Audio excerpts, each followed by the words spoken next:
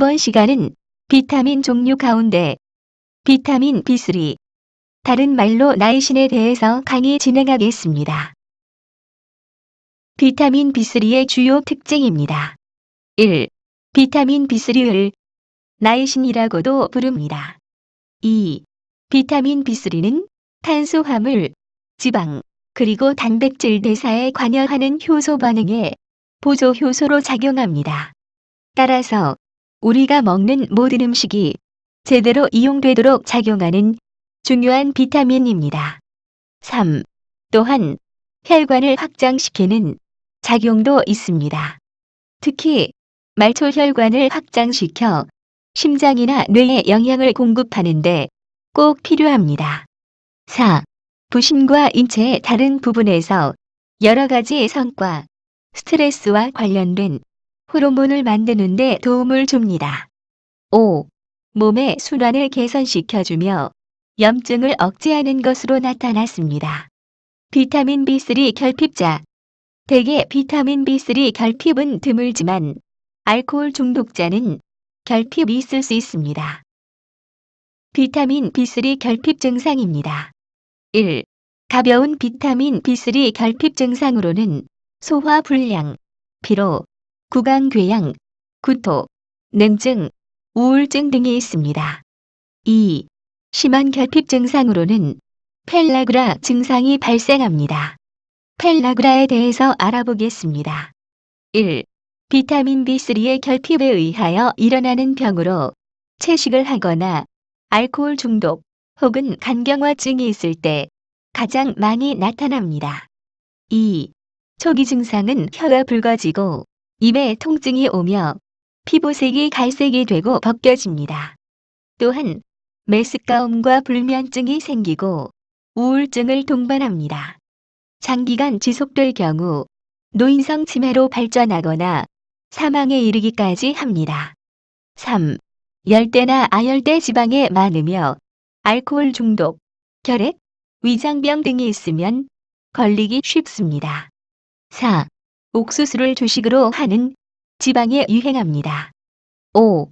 손발, 목, 얼굴 등과 같이 햇볕을 쬐는 피부에 생기는 홍밥 및 신경장애와 위장장애 등의 증세가 나타납니다. 비타민 B3를 고용량 복용하면은 독성이 있을 수 있습니다. 권장 복용량 이상으로 복용해서는 안 됩니다. 복용량에 관한 사항은 뒤에 나오는 1일 복용량 가이드를 참조하세요. 비타민 B3를 고용량 복용하는 경우는 다음과 같습니다. 1. 피부 홍조가 있는 경우 비타민 B3를 지속적으로 복용하면 홍조를 감소시킵니다. 하지만 장시간 사용은 간 손상 위험이 증가될 수 있습니다. 2. 소화 불량증. 일반적으로 몇 주 이내에 가라앉습니다. 3. 두통, 현기증, 흐려진 시야가 발생하는 경우입니다. 하지만 앞에서 설명드렸던 것처럼 고용량 복용은 독성이 있습니다. 질병 치료를 위해 복용하는 경우는 의사와 상담해야 합니다. 비타민 B3, 식이소스에 관한 내용입니다. 맥주의 효모, 쇠고기 간, 쇠고기 신장, 물고기, 연어 등에 풍부합니다. 그리고 황새치, 참치, 해바라기 씨 등도 비타민 B3를 섭취할 수 있는 좋은 식이소스입니다. 비타민 B3와 질병에 관한 내용입니다. 첫 번째, 콜레스테롤과 비타민 B3에 관한 연구 내용을 알아보겠습니다. 비타민 B3는 혈중 LDL 콜레스테롤과 중성지방 수치를 낮추기 위해서 1950년대 이후 사용되어 왔습니다. 하지만 위험할 수 있을 정도로 부작용이 있습니다. 또한 콜레스테롤 저하 약물과 상호작용할 수 있기 때문에 의사의 감독 없이 고용량의 비타민 B3를 복용해서는 안 됩니다. 두 번째, 피부 조건과 비타민 B3에 관한 연구 내용입니다. 연구자들은 비록 너무 일찍 효과가 알려지긴 했지만 비타민 B3를 이용하여 주사, 노화의 치료, 그리고 피부암 예방 등에 관해서 연구를 진행 중입니다. 세 번째, 동맥경화와 심장질환, 그리고 비타민 B3에 관한 연구 내용입니다. 1. 한 개 연구에서는 심장질환을 가지고 있는 남자가 콜레스테롤과 함께 비타민 B3 복용 시 죽상동맥경화증 진행을 둔화시키고 심장 발작과 사망도 낮아짐을 관찰할 수 있었습니다.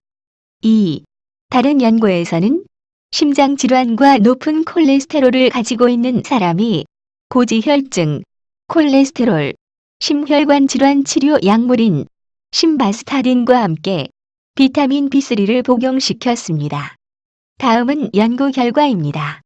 이후 심장마비와 뇌졸중 위험이 낮아지는 것으로 관찰되었습니다. 또한 사망 위험도 낮아졌습니다. 그러나 심바스타딘과 비타민 B3 약물 조합은 근육의 염증 또는 간 손상과 같은 심각한 부작용에 대한 가능성을 증가시킬 수 있습니다. 3. 다른 연구에서는 비타민 B3를 복용한 남성이 비록 사망 위험은 감소하지 않았지만 두 번째 심장마비를 가질 위험은 감소하는 것으로 나타났습니다. 네 번째, 당뇨병과 비타민 B3에 관한 연구 내용입니다. 일형 당뇨병은 인체의 면역 시스템의 실수로 인해 인슐린을 만드는 췌장세포를 공격하는 질환입니다. 1. 더 많은 연구가 필요하지만 나이아시나마이드는 췌장세포가 공격받는 동안 세포를 보호해주는 데 도움을 줍니다. 나이아시나마이드는 나이신에 아마이드기가 붙어있는 구조입니다. 비타민 B3를 구성하는 요소로 체내 유입 후 나아신으로 변하여 존재하기도 합니다. 2.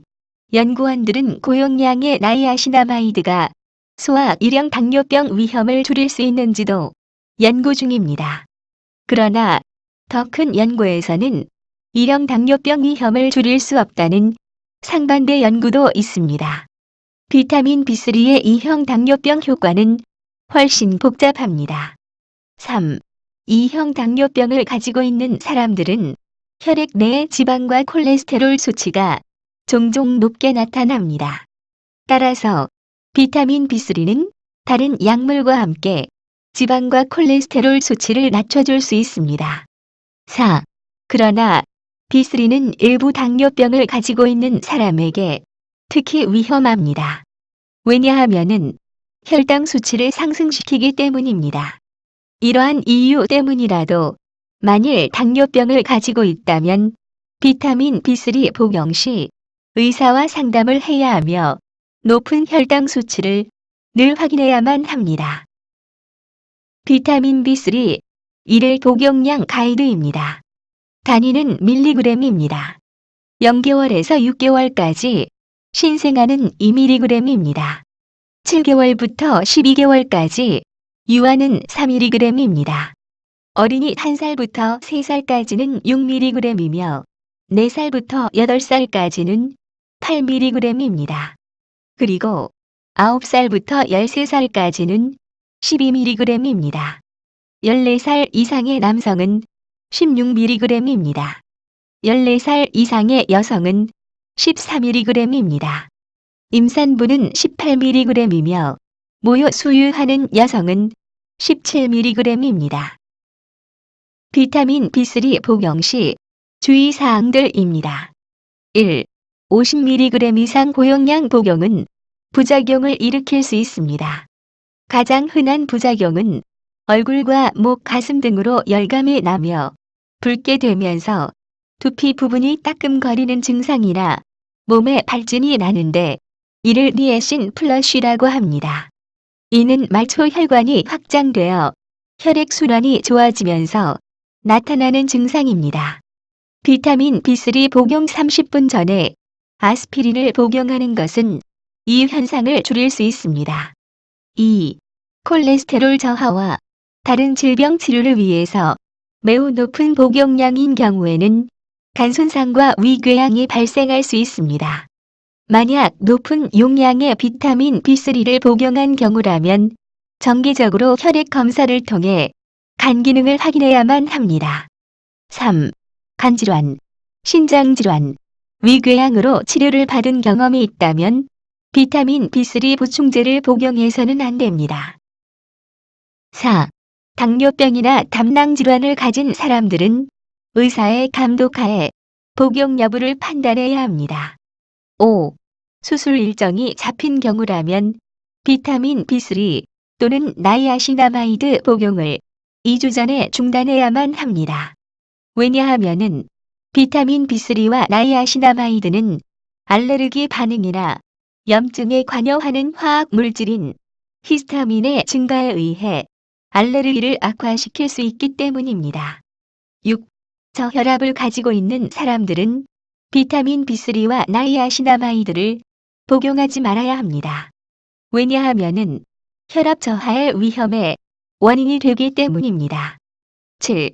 통증 병력이 있는 경우에도 비타민 B3를 복용해서는 안 됩니다. 비타민 B3와 약물과의 상호작용에 관한 내용입니다. 다음과 같은 약물 중 하나를 복용하는 경우 먼저 의사와 상담하지 않고 비타민 B3를 복용해서는 안 됩니다. 첫 번째, 테트라사이클린 항생제와 비타민 B3 연구 내용에 관해서 알아보겠습니다. 테트라사이클린은 많은 세균성 감염을 막는 데 사용되는 스트랩토마이시즈에 의해 생산되는 항생물질로서 1950년대 초에 개발되었습니다. 주로 여드름 치료에 사용됩니다. 테트라사이클린 항생제와 비타민 B3 관계입니다. 비타민 B3 복용은 항생제 테트라사이클린 흡수와 효과를 방해합니다. 비타민 B3뿐만 아니라 모든 비타민 비복합체가 테트라사이클린 항생제의 흡수와 작용을 방해합니다. 만약 비타민 B3를 복용하고자 할 때는 테트라사이클린 항생제 복용 시간과 달리해야만 합니다. 두 번째, 아스피린과 비타민 B3에 관한 연구 내용입니다. 비타민 B3를 복용하면 홍조가 발생하는데 이때 아스피린을 복용하면은 홍조를 줄여줄 수 있습니다. 유의할 점은 비타민 B3 복용 전에 아스피린을 복용해야 합니다. 세 번째, 항응고제와 비타민 B3에 관한 연구 내용입니다. 항응고제는 혈액이 응고하는 것을 방지하는 약입니다. 항응고제 복용 시 비타민 B3를 복용하는 경우 출혈의 위험을 증가시킬 수 있습니다. 네 번째, 콜레스테롤을 낮추는 약물과 비타민 B3에 관한 연구 내용입니다. 비타민 B3는 담즙산 격리제로 알려진 콜레스테롤 낮추는 약물과 결합하여 콜레스테롤을 낮추는 약물의 효과를 반감시킵니다.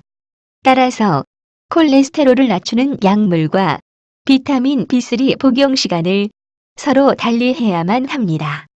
다음은 콜레스테롤 강화제 약물입니다. 1. 콜레스티라민이 있습니다. 콜레스티라민은 담즙산이 소장 내에서 재흡수되는 것을 막아 LDL 콜레스테롤을 떨어뜨리는 약물이며 상품으로는 게스트란이 있습니다. 2. 콜레스티폴이 있습니다. 콜레스티폴은 혈중 콜레스테롤을 저하시키는 데 사용하는 약물로 상품으로는 콜레스티드가 있습니다. 3. 콜레세브이람이 있습니다. 콜레세브이람은 담즙산 흡착제로 상품으로는 웰콜이 있습니다. 다섯 번째, 당뇨병 약물과 비타민 B3에 관한 연구 내용입니다. 당뇨병 약물은 고혈당을 치료하기 위해 사용됩니다. 하지만 비타민 B3는 혈당 수치를 증가시킬 수 있으므로 혈당 수치를 늘 확인해 체크해야만 합니다. 다음은 당뇨병 약물들입니다. 1. 인슐린이 있습니다. 인슐린은 혈당 강화에 가장 효과적이며 용량에 제한이 없습니다. 2. 메트포르민이 있습니다. 메트포르민은 간에서 생성된 포도당의 배출을 줄여주는 약물이며 상품으로는 글루코파지가 있습니다. 3. 글리브리드가 있습니다. 글리브리드는 E형 당뇨병 치료제이며 상품으로는 디베타와 마니크로네이즈가 있습니다. 이상으로 비타민 B3에 대한 모든 강의를 마치겠습니다. 감사합니다.